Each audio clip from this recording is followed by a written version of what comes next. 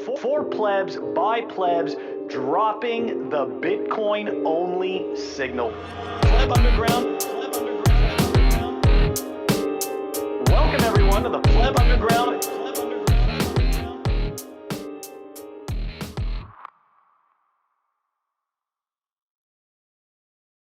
Welcome back to Pleb Underground. It's time for another rip. A fiat currency is just a government casino chip that you can use to stop gambling. Please buy the dip. Phil, that's enough of me rambling. Let's welcome Tip. Woo! That was awesome. Please be my guest for the next rap. That was awesome.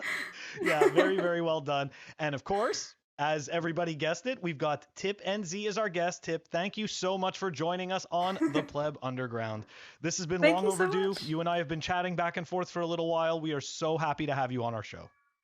Thank you so much for having me. I'm honored. Lucky pleb. Yeah, this is Pleb Underground coming to you from 3 different continents right now.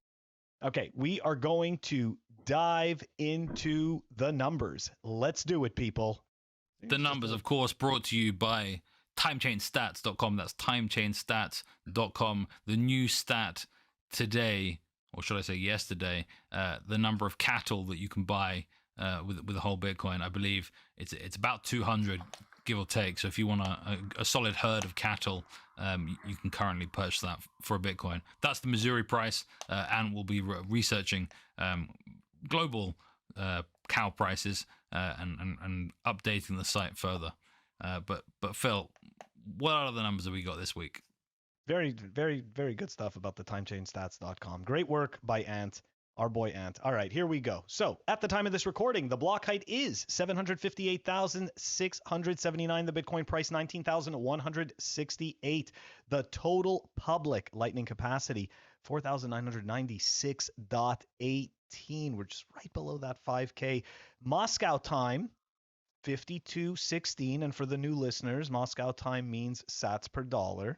And the chain rewrite days, 718.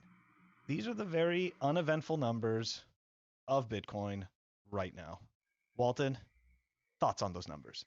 No thoughts. I mean, I like numbers, but not much is changing, right? Not much is changing right now. You're a numbers guy. I mean, do they make you happy? Do they make you sad? Do they make you hopeful? I don't like chain rewrite days going down.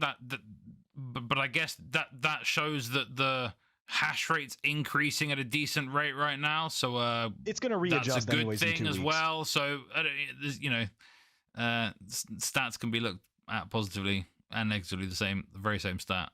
I think there's one other very important statistic that I hope you don't mind me sharing this week, and of course, like what I need to show you is a meme from Yellow, like.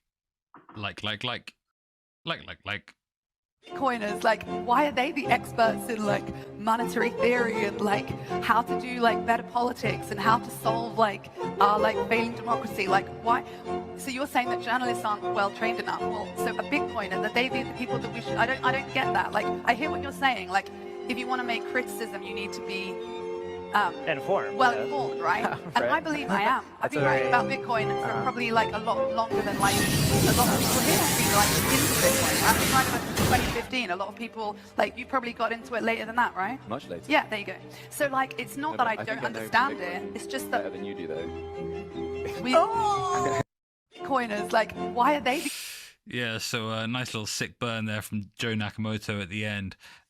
Jemima of the Financial Times. I think you know more about Bitcoin than you pretend to. I think this is all part of deliberate misinformation from the Financial Times. Nonetheless, journalists, mainstream media. What do we think, guys? I'm gonna let Tip go first. Tip, what are your thoughts on that? What happened? I thought that it was such an interesting panel because they all, I just said it. I knew I was going to jinx myself when I watched that. But everyone was on their different. Everyone started out the same, kind of being in writing about Bitcoin and Financial Times or Bloomberg, whatever. And you saw the 3 journalists going on very different paths. Pete Rizzo kind of just took what, he admitted he wrote some FUD, and he just immediately was like, am I going down this wrong path? I need to learn more about where I can be wrong. I think Izzy was kind of heading towards that same path, but still not quite there yet. And Jemima is probably kind of just trapped in this world where she is incentivized to keep. I think she was quite successful in the fiat world in bashing Bitcoin, that early success made her stick to her guns and didn't improve and iterate. I think that was kind of the observation that I made when I watched that panel, because it seems a bit ridiculous that she would look at Bitcoiners and ask all these questions. Why are Bitcoiners the experts in this field? But she doesn't look at her own industry and ask, how can those people be wrong? And I think my partner tweeted out something quite similar where he said, like, Jemima asks Bitcoiners, why are they experts in monetary theory and how can they be better at politics and solve failing democracy? But she doesn't ask the question why the banking cartel fiat monetary theory is wrong after so many years of failing. And it seems like if you're a journalist, you have to ask these questions, but she obviously doesn't because she's incentivized not to. That was a rambling, sorry. No, that wasn't rambling at all. It's all about incentives. I they think say you, no I think man you did a is great bigger job. than his incentives, and apparently no woman is either. I just, my whole problem is this, right? That video, because I did see the non-yellow version. Shout out to Yellow, by the way, for that version. But I did see the non-yellow edited version, and you'll notice that there's a point where she's essentially starting to feel that people can tell that she obviously doesn't know her stuff, and that's perfectly fine. None of us really are experts. That's the whole thing. The fiat system has created these phony experts that believe for real that they are experts. Whereas in Bitcoin, we understand.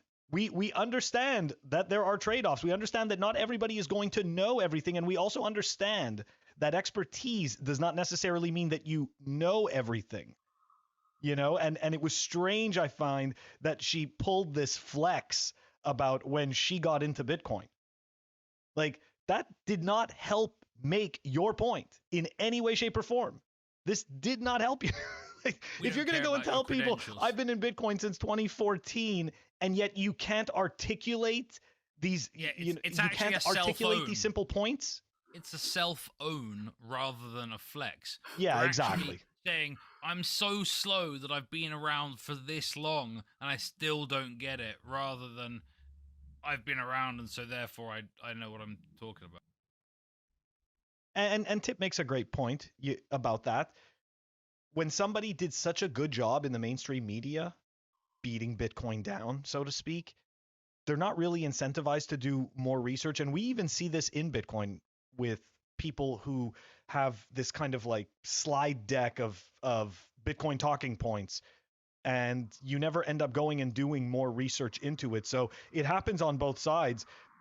But the critics of Bitcoin, once they find these talking points that they believe are strong enough to, quote unquote, destroy all the Bitcoin arguments, they just stick to them, and they never actually dig any deeper and find out possibly why those points make sense or not. Right? So it's just kind of sad. I found it, I was really, I have to say that I was embarrassed for her. So, anyways. Okay. Anything else on that one, Walton? No? Okay. All right. Moving on. Tip actually had something for us for the numbers. Tip, we are going to let you explain it. What did you want to talk to us about? Look, as you know, most of the stuff that we talk about is centric to either North America or Europe. We don't often get to have a point of view from the other side of the other pond. So I think that this is going to be an interesting topic. Let's dive right on into it. What do you got for us, Tip? Okay, so the stat that I'm sharing today is that Bitcoin is 34,500 New Zealand dollars. And it's interesting because over the past year, New Zealand dollars has been losing value quite rapidly against the US dollar. So a dollar of New Zealand dollars bought 70 US cents at the beginning of this year. Today, it can only buy 50 US cents. So it's lost 20 cents against the dollar. And the key catalyst has been that the Fed has been hiking rates. So investors see US dollars as more attractive and safe, so they've been selling New Zealand dollars.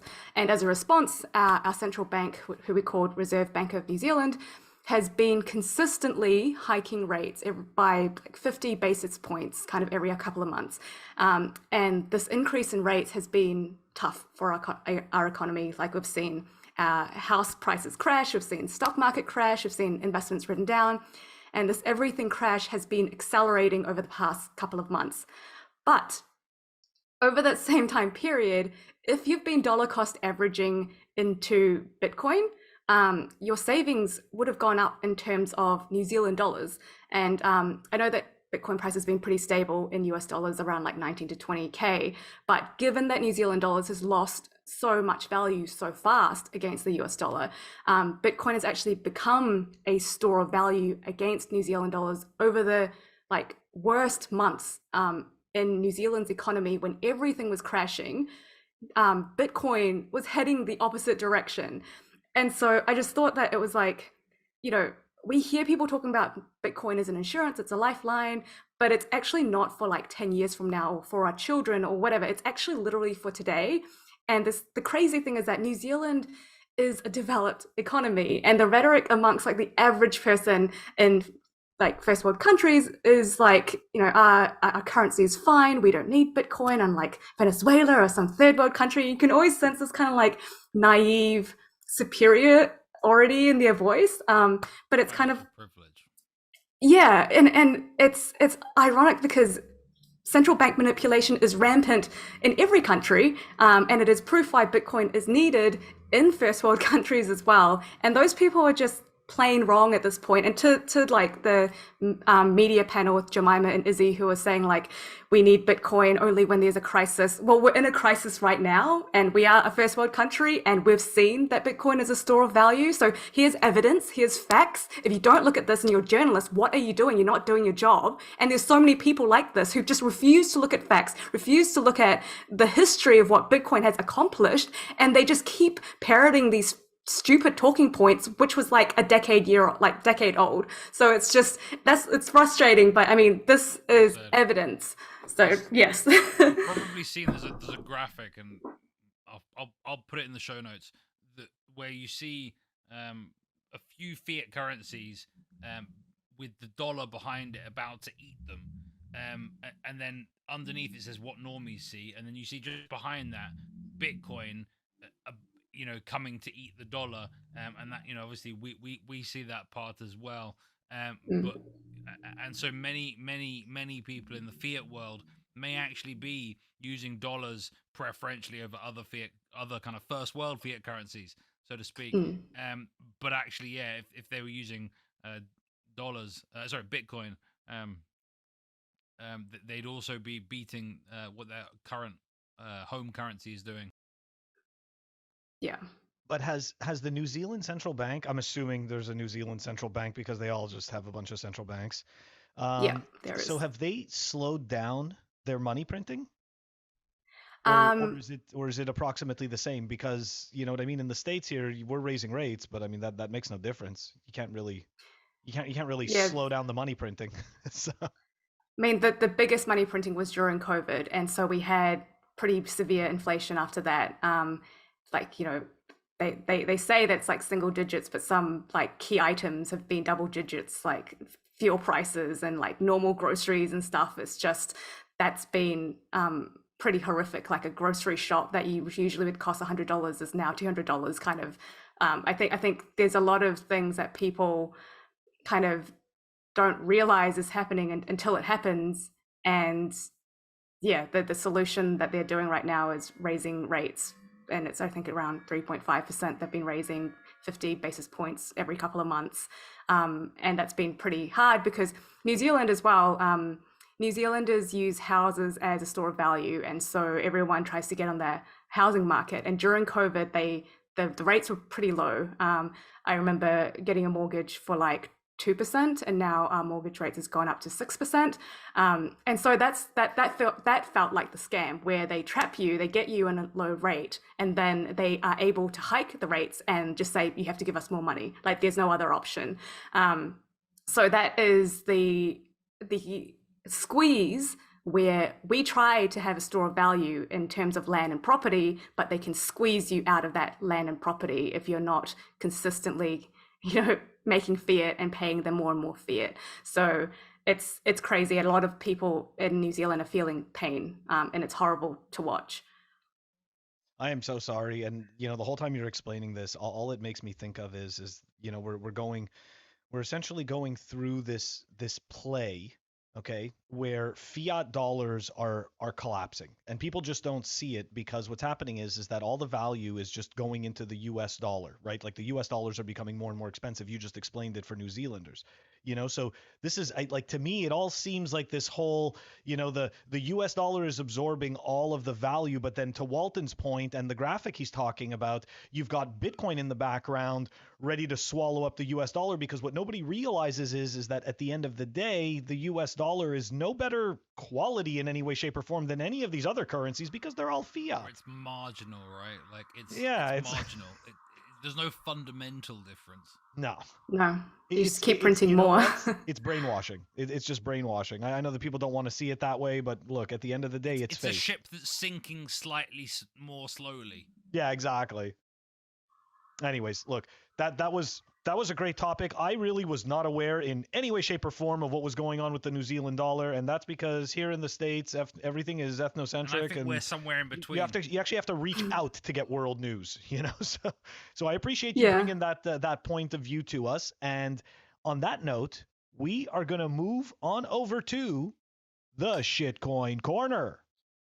The Shitcoin Corner is brought to you by Represent. Check them out, representltd.com. They just released some brand new clothing for the Halloween season. That's right. You can get some nice, high quality Halloween branded clothing. Check it out. Not Halloween branded. It's actually nice Bitcoin branded clothing. Very high quality, great fit. Check them out, representltd.com. So for the Shitcoin Corner, we've got two stories today. We've got two stories. The first one, I mean, this is just absolutely hilarious. And just, another reason why we don't waste our time on shitcoins. Like there's a reason why we clown them, and it's because it's bullshit. Okay, so here we go. This is a tweet from @AlexValadis. So just to recap, the Mango Markets situation. Hacker exploits Mango for $100 million. Hacker turns around and offers to return most funds if DAO promises not to pursue the criminal investigations. Hacker uses 32 million votes from the exploit to vote yes. That's right. I think I remember now. I think I sent this one to you, Phil. You did. Crazy. This is so crazy. Like, this is ridiculous. It's exactly how you expect shitcoins to go, right? Like, fuck shitcoins. Like, it's... I mean, the guy hacks it and then literally uses their voting system. This is why the voting is nonsense bullshit, okay? I remember getting sucked into these governance tokens. Again, DAOs are not decentralized. They are not autonomous. In this case, it seemed it was organized, but they're not usually organized either. Nonsense. It's just words. I mean, I kid you not. At this point, everything that we've seen out of the altcoiners, it's always just words. Decentralization to them is just a word. I mean, at this point, they're already up to like what, Web 5? Web 5. I mean, Web 3 is still rug pulling noobs. Like people are still wasting their money on NFTs. And like all they do is just create these terms, and then you create this ecosystem with bullshit vaporware around it, and then act like it's a thing. It's not a thing. It's garbage. Anyways, Tip, any thoughts on this? I agree. I think it's absolute bullshit. And a lot of the stuff is redundant. I mean, if you just take a second to learn about the history of what's already happened over the past couple of decades, the fact that like staking system and user control don't go hand in hand, instead of kind of just like blindly following a 16Z off the cliff, you'll understand kind of like why no other VC backed or like state-backed, or like just any central power inventions are even comparable to what Bitcoin's trying to do. And it's just like it's redundant, and there is no incentive for people to choose to exist in an ecosystem where they can be taken advantage of like that, if they're not at the top of the pyramid. It's right now, it's just like looking at that stuff, it's just like laughably intellectually dishonest level of like illogical. I don't get it. It's a waste of time. We should reallocate the brain power of humanity towards the programmable state of energy of Bitcoin and just move the fuck on, because this is just like, ugh. Right? It's so frustrating. Yeah. It's super frustrating. And you know what? This is the reason why we do this type of segment, okay? And it's specifically because everybody needs to be reminded how stupid some of this shit becomes. Okay? And speaking of which, what we're about to dive into right now, I think is really peak level stupidity. I mean, you know what? In the past, I've covered stuff like injecting Bitcoin into a mouse and stuff like that, like these kind of stupid. And of course, they have a token attached to it, right? So they put the private key in the mouse, but then they have another shitcoin that you can trade. So my point is that this story is along those lines of absolute stupid fraud. All right, so here we go. All right. Let's dive into it. And actually, before we start it, just want to give a shout out to Flacco, or people might remember him as Wolfnode or Lord Hodl. He's a low-key pleb, and he's the one that gave me this story. That's right. Everybody needs to know where all the stories come from when I remember who gave them to me. This story, this one's cringe. This one is definitely cringe. Here we go. I'm not going to bore you guys with the white paper. I just have to start it off. I just need to preface this with their white paper main page. Impact4.us. Very clever, the .us. I like that. Anyways. I mean, they advertise the rainbow on the front cover, in fairness. Just wait. Yeah, hopefully you guys are going to be able to help explain this to me. We build differently. We own differently. We invest differently. We build for generation. Well, I got to tell you guys right off the bat, I feel warm and fuzzy, and this makes me very excited. Very excited. All right, let's dive into it. Here we go. Here's their website. Very nice, right? Cheering people in paradise. They're having fun. You saw the swing over there. She's having a good time. Here you go. Impact for us. Our ethos is simple. Build generational wealth consciously. Own and use properties you invest in. Liquidate any time with tax advantages. Okay. All right. So now you kind of have an idea that this has to do with investment, of course, and possibly properties. All right. So maybe we're talking about land. When it says, one sec, it says liquidate any time with tax advantages. Do they mean that they're going to rug you at any time and you can write that off as a capital loss? I think that's what that means. Probably. It's just words. Yeah. Okay, so here we go. So pictures of like somebody's theme park. Okay, let's keep going. So here we go. Project 1. Okay, this is where it gets interesting. They're showing you pictures of homes, the plaza and retail center, the private island, and the adventure in Splendor, which, don't get me wrong, all look like stock images. Okay, just saying. We have vetted and begun investing into one of the most exciting growth potential markets on the planet. So in case none of you were aware, real estate has one of the most exciting growth potentials on the planet. It just sounds ridiculous. Like, do they honestly think that people don't know about buying and selling property? I just don't get it. Okay, anyways, look. So here's their current holdings. You still haven't even, like, you're all sitting here wondering, like, why the hell am I watching this? I don't understand. What do these people do? Just wait. I'm getting to Bill, it. So you know that guy, there was that guy a couple of weeks ago that spent $300,000 or something on a 4-bedroom house in Miami in a virtual world or something. It was basically an NFT or something. I think this has just gone full circle. So that guy has now spent so much time living in the metaverse in his Florida mansion that he got for only $300,000. That now he's gone, hey, I could live in the real world. No, but wait. I think they're just going back for those customers. The scam just goes full circle. There is no real world for these people, Walton. There's no real world. So take a look. Their current holdings in Nicaragua, okay? 430 acres on a lagoon. This picture of an event center, because I'm pretty sure there is no event center. I'm sure they just have this schematic. 12,000 square foot museum and an 11-room hotel that honestly looks like, you know, some type of a haunted house. Okay, so here we go. We've already acquired a series of unique properties to serve as our base investments for all club members, each serving distinct use cases for the areas of wealth growth through real estate ownership. Ah, there it is, real estate ownership, arts and culture, and community impact. Our starting properties encompass the 3 pillars on which our impact club will succeed: wealth growth, arts and culture preservation and development, and societal and cultural impact. I'm pretty sure I just said that all the way at the beginning of this paragraph. Anyways, this list continues to grow week after week, not day after day, not month after month, week after week. Okay? Become a Genesis member and vote towards our investable projects. This is where the scam begins. Okay? So you're not investing in a piece of land, okay, where you can go and, let's say, buy shares of a company where you have legal recourse if they screw you over or something like that. No. How about you buy some NFTs, which representing ownership in the land, okay? But look at these prices.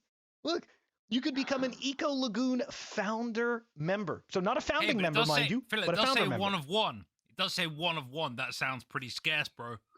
Bro, it's the scarcest, okay? And there can only be one, okay? And it's $500,000. Then there's the tourism property founder member. There's also only one of one NFT for this as well, $500,000. The museum founder member, you guessed it, one of one, $500,000. Impact industry founder, same thing. But if you just want to get in and be part of that Genesis club, they've made 2,000 of this NFT for $5,000. So, oh my God. I honestly, I couldn't believe it when I first looked at this. I couldn't even believe that this was real. So think about it. We're going to summarize it. They tell you that they own properties. You don't get to own any of the properties, but you can buy the NFTs that represent the representations of the properties. I don't know. Tip, look, you know, when I first discovered you, I found you. We were talking about this before the show. I found you because you totally wrote. You made this amazing hip hop song, just totally trashing shitcoins. So I'm gonna start with you. What are your thoughts on this? What did you think of the pitch? It's just like crazier layers and layers of abstraction. Like that's where we're getting to right now, because everything has become so scarce because money isn't scarce. So everything can be pitched as being scarce.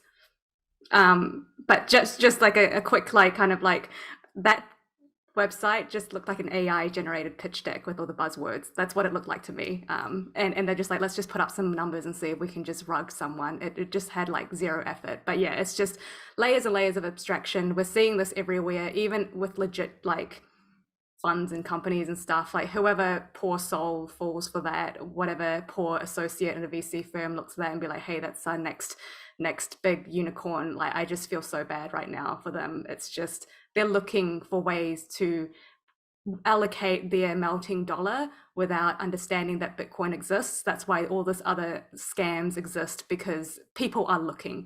There is demand for a way to store their dollar, and this is the solution that people are coming up with.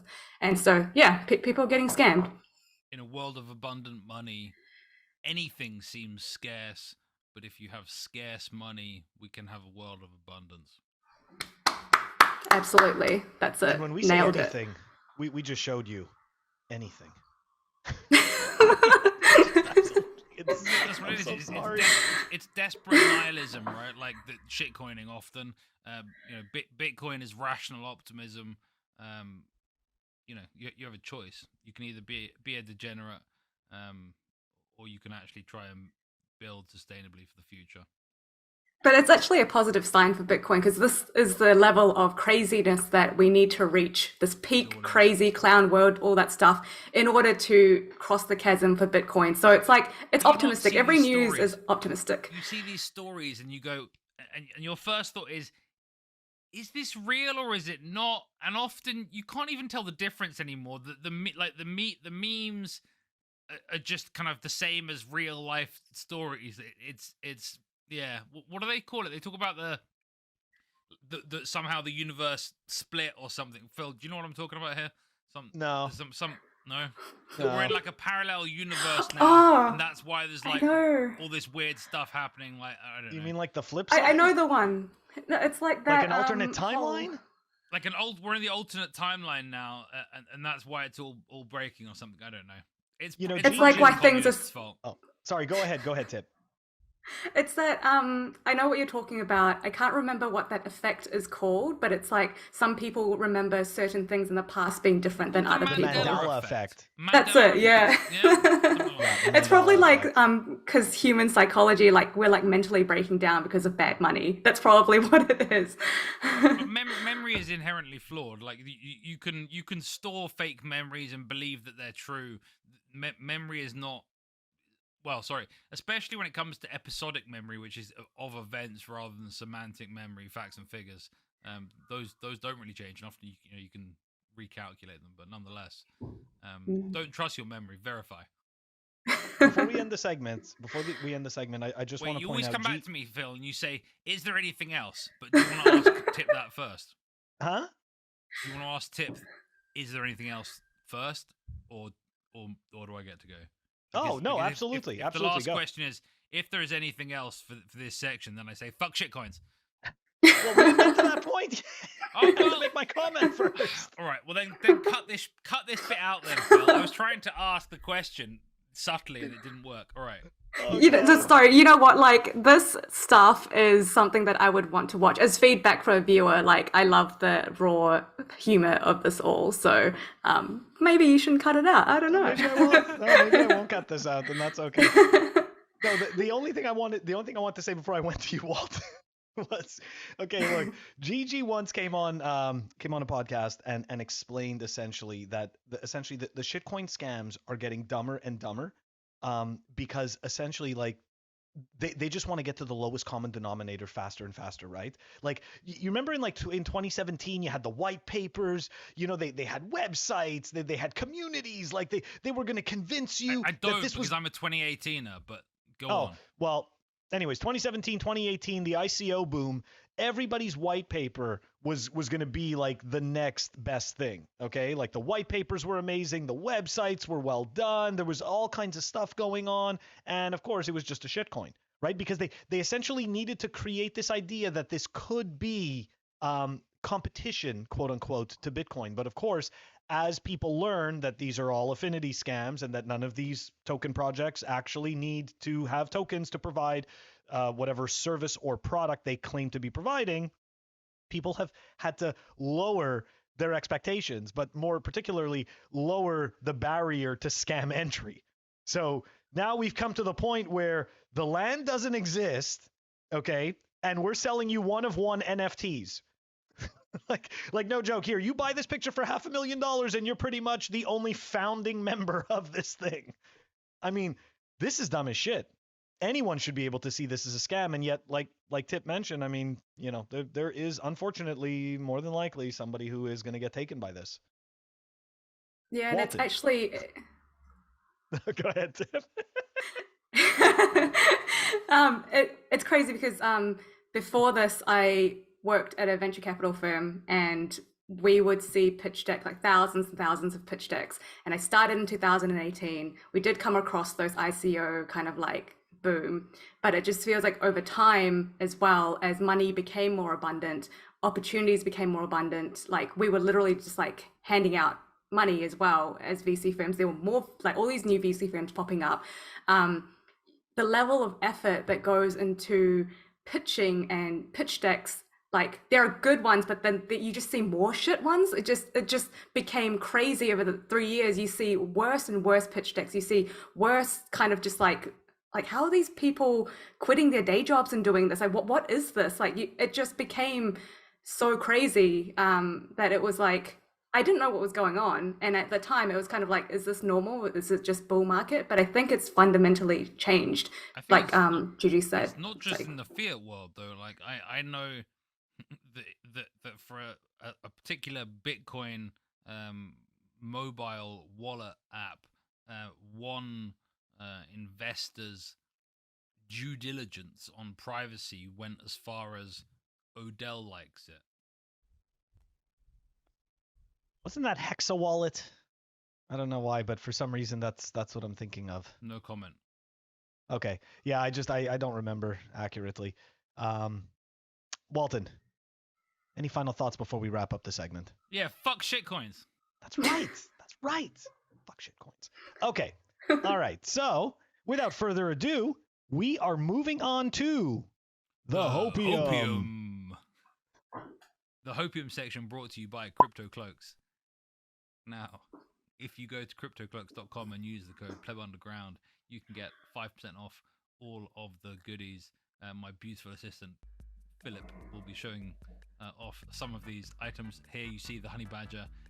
In it, there's a secret drawer. You can keep your signing devices or your entropy dice. Here you see Phil's. Also, the Hodlnaut helmet. If you buy one, 50% goes to the defending BTC.com campaign to support Hodlnaut and other plebs in the fight against evil. Once again, that's cryptocloaks.com. So this week, some Hopium. So what happened was, some bankers didn't like when a rapper talks, and they found it wasn't only Jesus walks. Kanye got kicked off banking, basically. Let me share the story right here. So they unbanked Kanye. Is that what you're saying? He's getting debanked. I think that's what happened. Something like this. All right, let me just show that a bit better. Yeah. Kanye West reportedly kicked out of JP Morgan Chase, and his accounts will be closed. So not your what is it? Not your bank, I guess is the point. Not your keys, not your coins, except it's fiat, so you can't really self-custody it anyway properly. Yeah, Kanye, you need to adopt Bitcoin. You need to tell everyone about Bitcoin.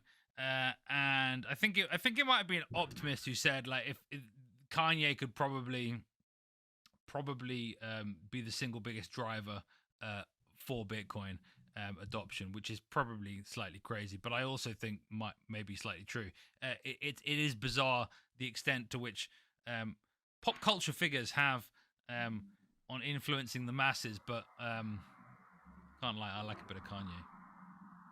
I'm not sure I necessarily listen to everything he has to say, but I'm sure many do. So Phil, I think this is pretty bullish, but I mean, he'll probably just go to another bank and they'll, he'll get some kickback. I don't know. Like there's lots of fiat games to be played. Is he going to adopt Bitcoin? I don't know.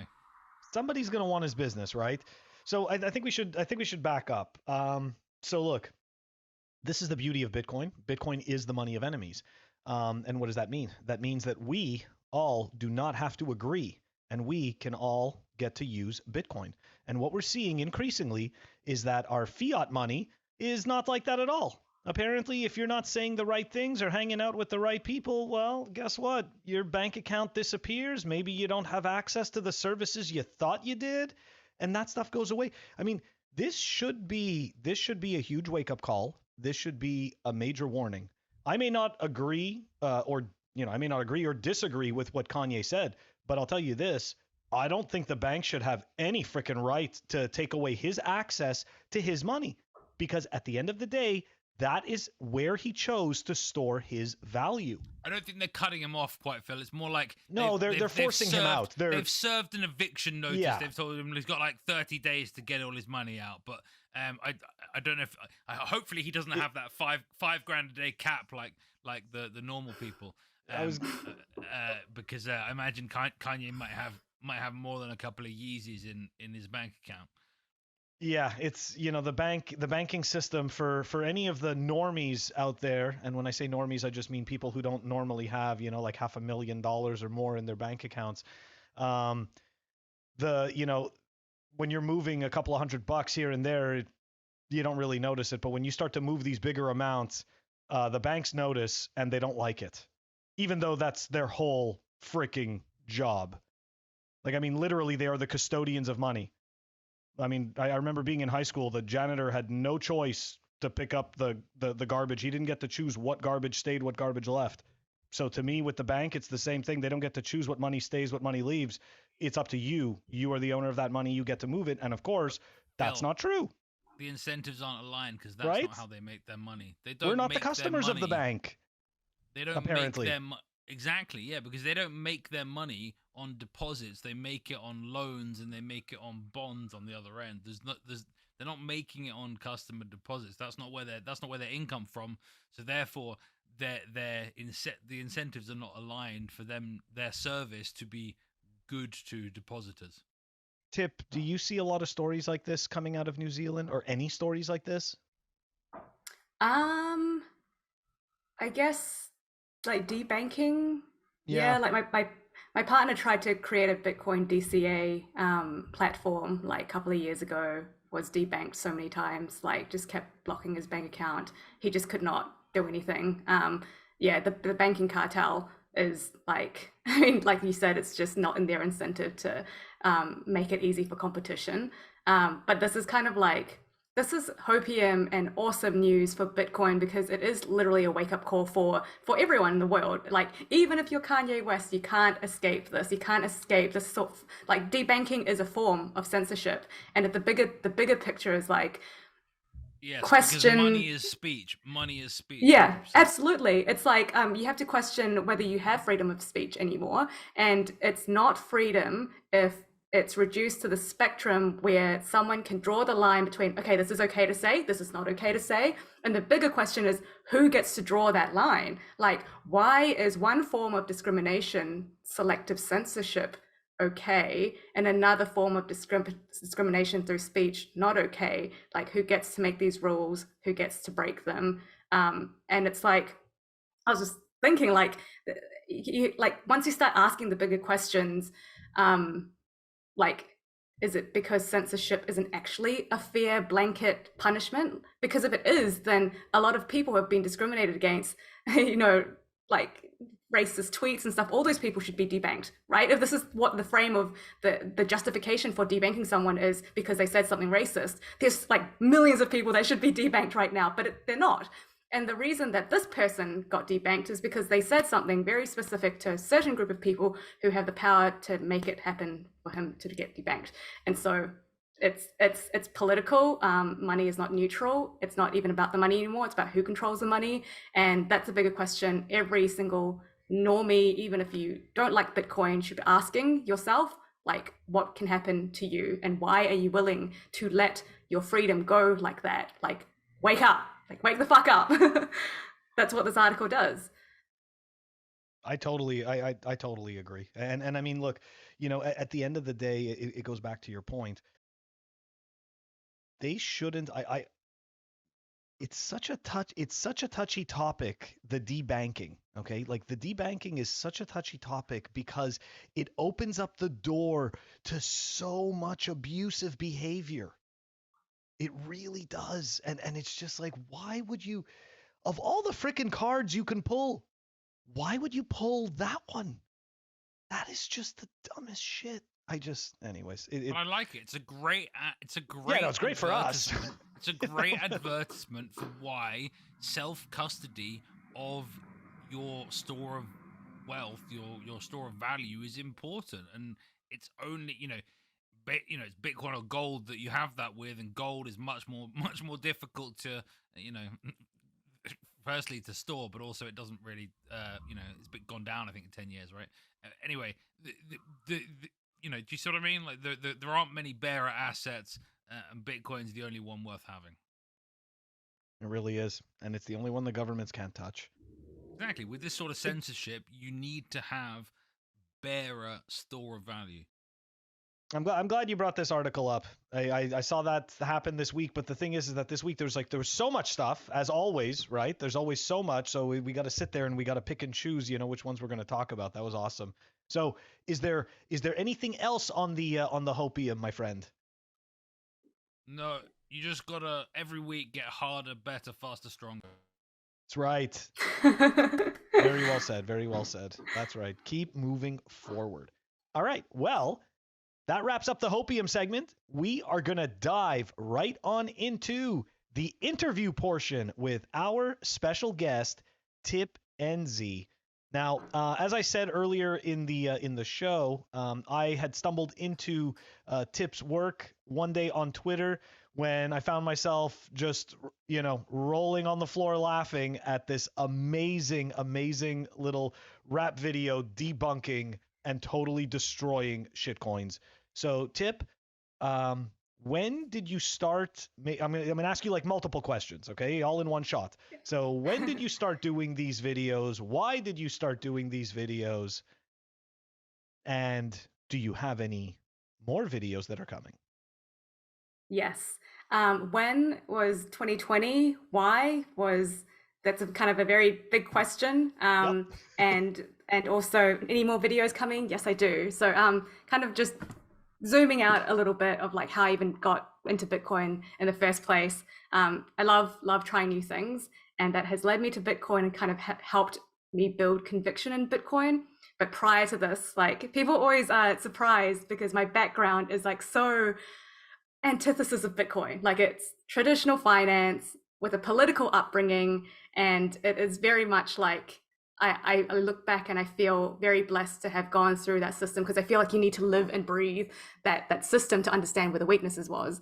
So I would say, like, even though I got into Bitcoin late 2020, my partner's been in it for much longer than this, but the build up to actually get me to understand Bitcoin and latch on it so fast was because there's all these things kind of in my experiences that kind of led me to understand, oh shit, this is the solution I've been looking for. So grew up, my dad was in politics. He was Deputy Prime Minister of Thailand for a while. It was a crazy time. Thailand was a proof, like politics is a proof of stake system, and effort did not matter. It was the connections that matter. And I remember like my dad trying to make a change inside the system. They didn't like that. He tried to start a new political party. I went campaigning with him. We did the work. We didn't buy votes. And so since it's a proof of stake system, it didn't work.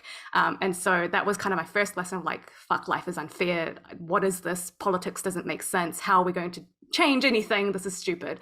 So I thought going to finance, like that money is where like money speaks. We can change the world through capital allocation. So I went to finance, went to like traditional finance where I was investing in public equities and also invested in private equity through venture capital, and realized like, holy crap, looking back, everything centralizes, like every decision it stems from this central power, because we all fundraise from this money spigot.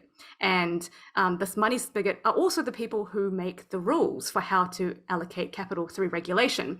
And so this incentivizes people who want to keep getting access to capital to comply and virtue signal. And the consequence of that is that our world is like, it's literally shaped by this restrictive views of the self-selected few. And some days I would wake up, especially in 2020 during COVID, I'd wake up and be like, I'm just following orders. I feel like I've been pitched as this trendsetter, this kind of like, we're investing in the latest investments. But then we got all these kind of like, we need to be more focused on ESG. We need to be, more, we have to disclose everything. We have to start factoring in carbon calculations.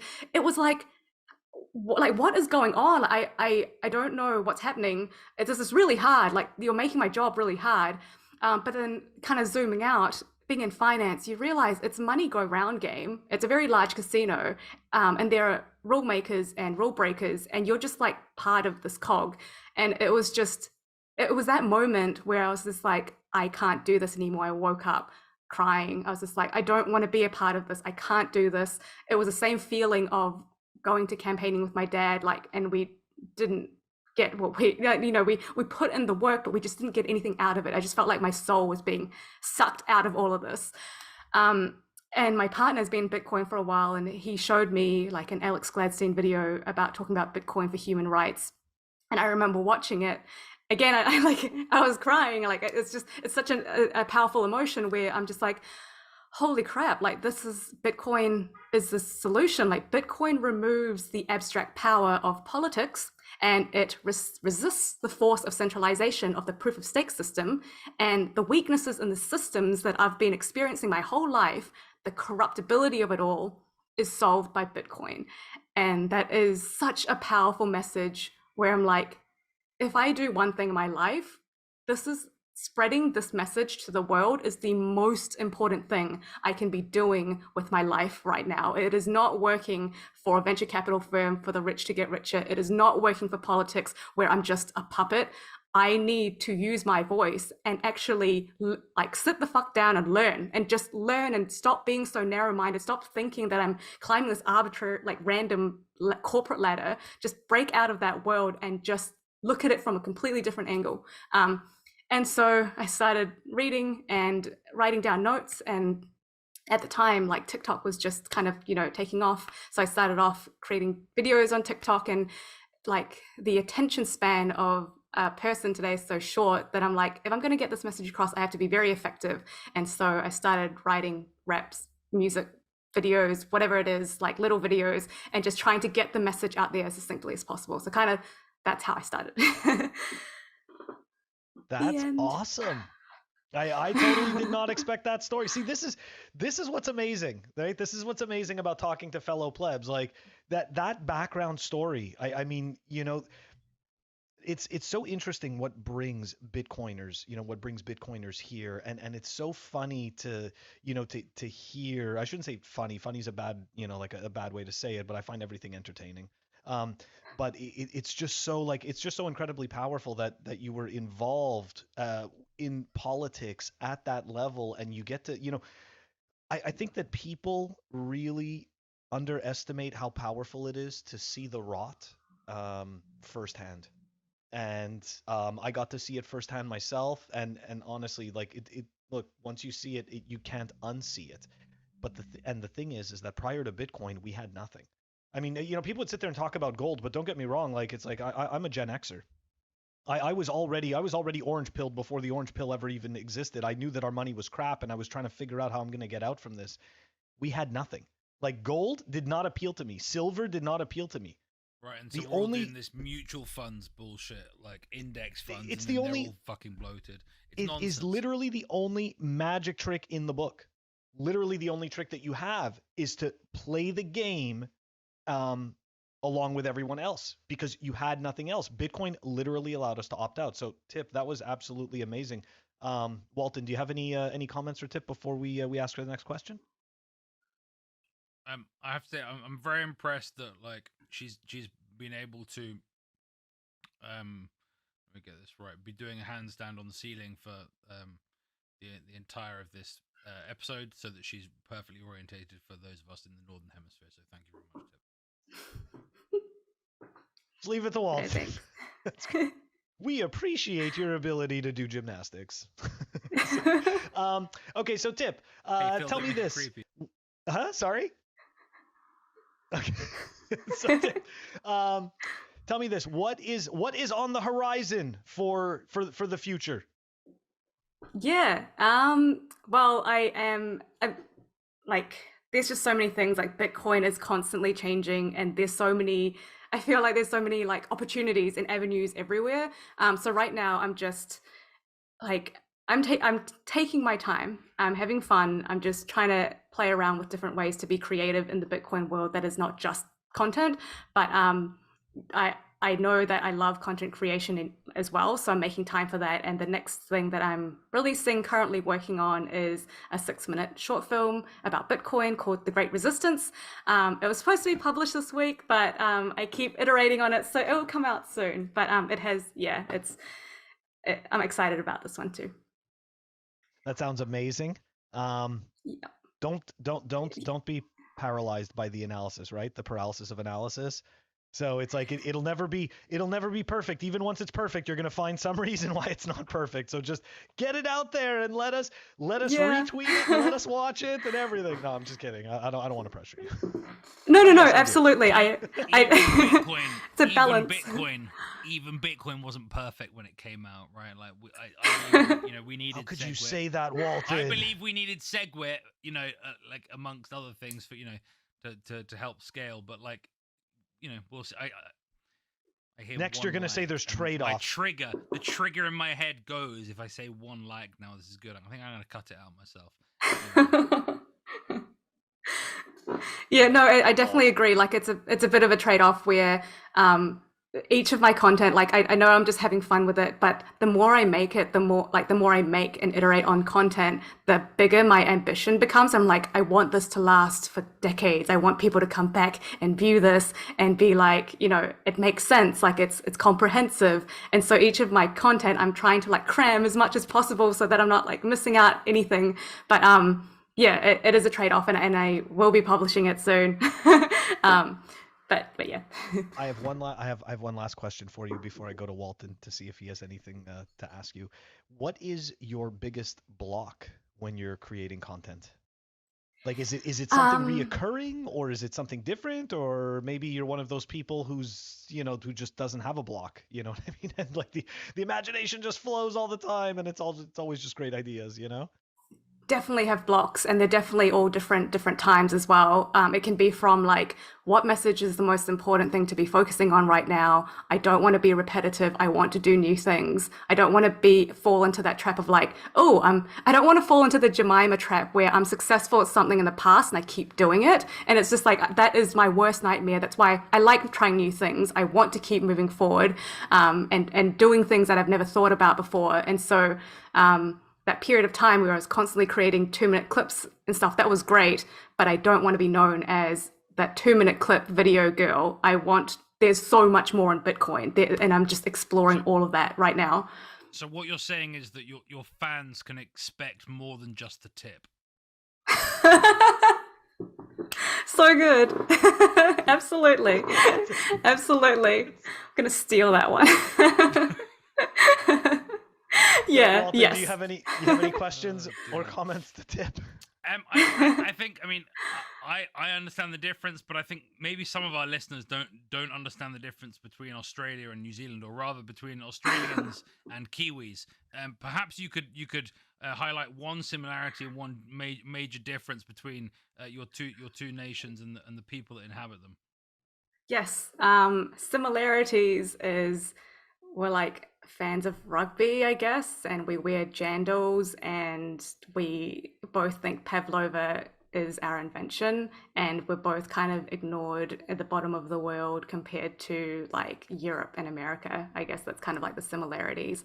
And the difference is that like New Zealanders get very angry if you get us mixed up with Australians, and Australians don't really care that much if they get us mixed up with New Zealand. They like New Zealand, so it's hilarious. I've lived in both places. You think you're better than them, and they go, "Oh, it's okay if we get caught." They think we're better, so they recognize that is what you're saying.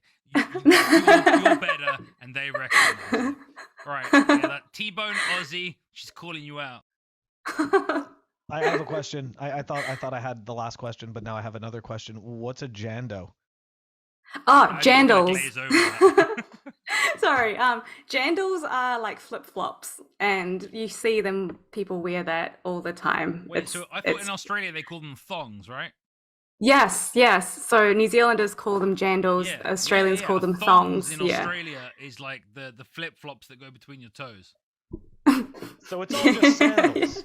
It's all just flip-flops. Yes. It's all just flip-flops. Pretty much. Okay. They're just words. They're all just words. Like at the Harvening, they're all just words for the same thing. All right, cool. Very cool. Very cool. All right, Walton, anything else? No, it's been fun. Awesome. Okay, so Tip, this is the fun part. This is the part where you get to shill. How do people find you? Twitter. What's the best place? What's the best place for them to find you but not annoy you?